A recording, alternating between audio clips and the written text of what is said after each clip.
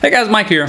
So today we're going to talk about where the big money and the rich are planning on putting their money in 2022. And the reason why it's good to look at this sometimes because big money is what moves the market, right? And you know, I did a video on January 26th of 2021 this year and talking about big money and the warnings they were giving us, right? The hedge fund managers and everything else. And they were talking about giving us warning about tech stocks and high growth stocks and all this other stuff. And then what happened, what was it, 14 days later? You know, the QQQ, the NASDAQ sold off for 3 straight months. And so, you know, it's been a painful year for growth stocks. But there was that warning from big money basically letting us know that they were going to be rotating out of those, right? And so sometimes it's good to look at this, see where they're going to be moving it in 2022 and understand one reason you're going to hear these sectors is they're looking for stuff that does well when we do raise interest rates, right? That's a big one, right? When the Fed is cutting back on its balance sheet, that is the kind of stuff they're looking to see what, you know, can do well in those environments. And plus, you know, what are the things we absolutely need, things like that. And so, you know, I'm going to give you that, and, you know, we'll go through what the rich are going to do. You're going to hear from the hedge fund manager exactly what they're going to do, and you're going to see a similarity between what all of them are saying. And I'll show you some of the charts we're talking about. You know, I dug all over the place for some of this information, so hopefully it helps you out to prepare for 2022. And so, you know, if you get anything out of it, hit the like, subscribe button. I really appreciate that, guys. And let's go ahead and get into what the rich are doing first. On the whole, millionaires are relatively optimistic about the economy, markets, and even the Fed's response. Majority say they are very confident in the Federal Reserve's ability to manage inflation. Now, most expect the S&P to be up at least 5% next year. Only 9% plan to reduce their equity exposure. Their favorite sectors for the next 12 months are tech, financials, and healthcare. So they are worried about inflation, but they feel like the markets and the Fed can handle it. Yeah, energy is one of our top 3 groups. You know, that's because there's a structural shortage of oil production versus demand.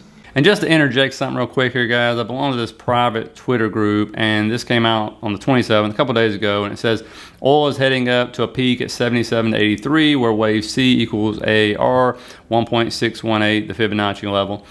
Then down to a lower low, load up at that lower for triple digits next. And so obviously just in their opinion, but that's something a lot of people are looking at to see what's going on in 2022 to try to make a quick buck off oil. We know you like energy, as you mentioned, for next year, Tom. You also you liked it last year, and that was an epic call. Energy is the top performing sector year to date. And so you're saying in this new note that healthcare is positioned the same way energy is, which would imply a huge rally in next year. What sets up for that? We were looking at relative performance, and, you know, energy's relative performance argument last year was that the 10-year stretch into 2021 was one of the worst ever. And so energy equities became orphans, but the fundamentals were better. And we saw that in 2021. Healthcare has a similar setup, you know, that these groups had a huge derating of their PE, but earnings growth has actually been, you know, pretty impressive, and they are somewhat inflation resistant. So I think that there's a potential for their earnings to recover and PE to expand, and that would look a lot like energy in 2021. And, you know, possibly, I mean, I think FANG has the same setup. So I think, you know, FANG and healthcare could have one of those 20-30% kind of years. And then it also add the XBI. You know, Carter had a note out, Carter Braxtonworth of World Trading this morning, talking about the XBI. He actually sees what Tom sees in healthcare. He sees a great technical setup for a bounce next year. So that's one I'm going to keep an eye on too. Yeah, I think it was a relative bottom to the broader healthcare sector. It's money in 2022 is what Carter Worth said.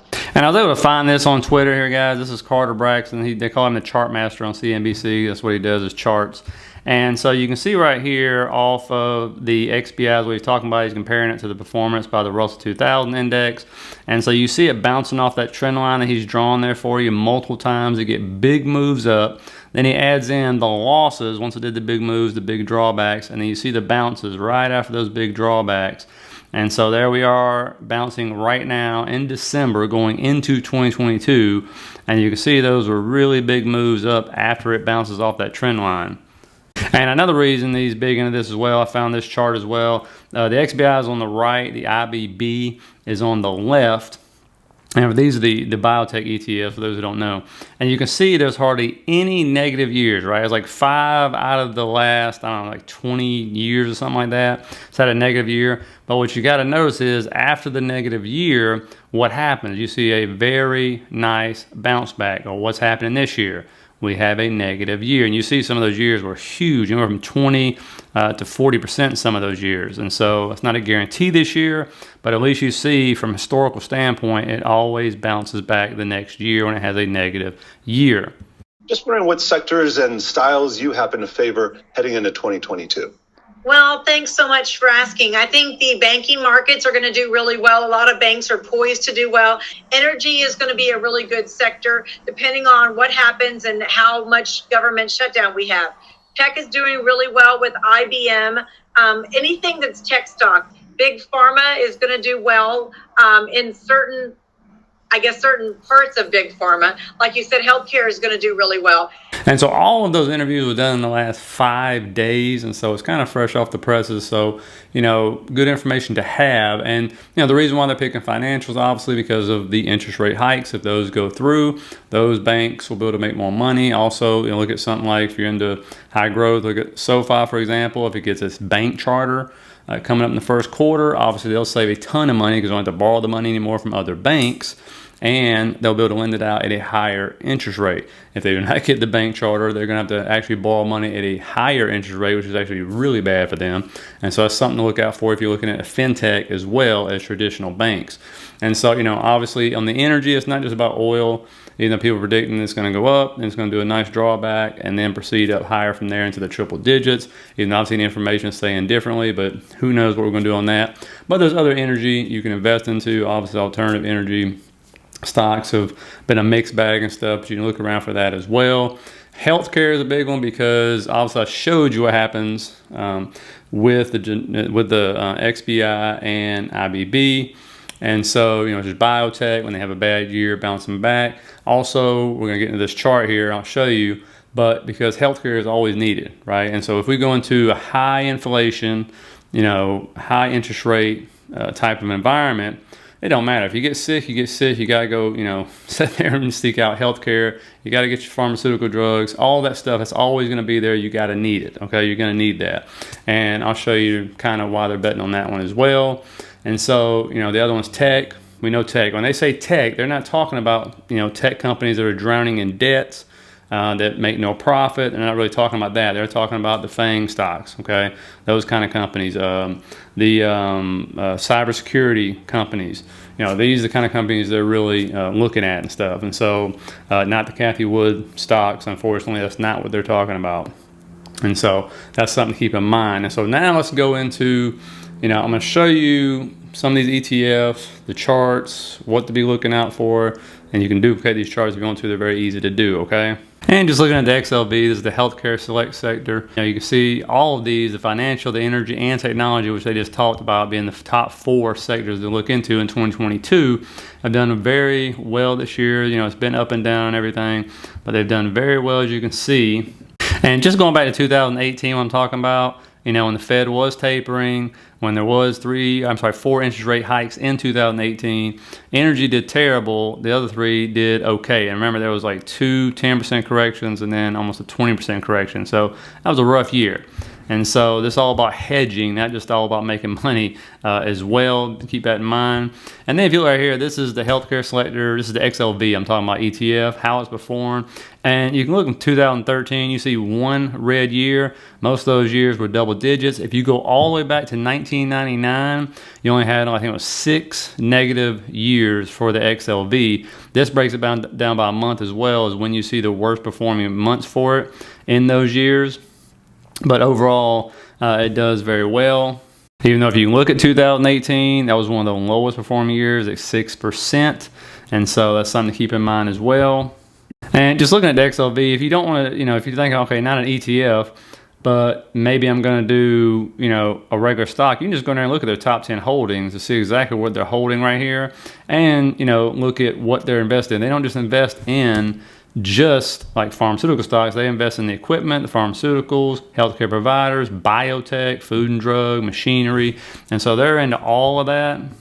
And then looking at VTI, which is a whole nother way to go. This is actually a Vanguard ETF, which is the total market index. And you can see what they got here. Technology makes up 32%, financials make up 15%, healthcare is 13%, energy is 3% right there. So if we do the math, it was like 47%, 60, around 64% just in those 4 sectors in that Vanguard ETF called VTI, which is a very popular one.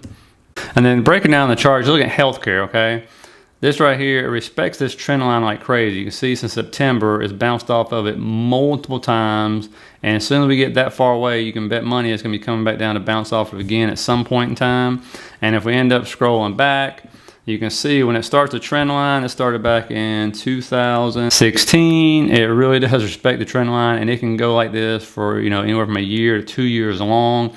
That led us into 2018. You can see the rough year I'm talking about. Many corrections during 2018. I did a video yesterday. If you didn't see it, watch it. I actually labeled out what happened when the interest rates were hiked on every time, and every single time the market either had anywhere from 5 to 10% up to almost a 20% correction after every single rate hike.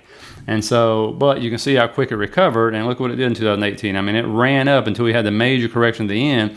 It did a nice run up right there. And then looking at how financials, you know, performed and stuff like that, really didn't do much of nothing in 2018. You would think with 4 rate hikes, they'd be doing great. But really, if you bought into it at the beginning of the year, you would have made $0 in this ETF. Maybe the individual banks, you know, you could pick 1 or 2 winners that did better. But for the most part, they really didn't do much. And then looking at the technology sector, obviously it's been on this trend line since October of last year. It respects it. It keeps bouncing right off of it. So that's something to look at. I mean, I wouldn't buy this thing until I saw it come back down to that trend line myself, because they always do.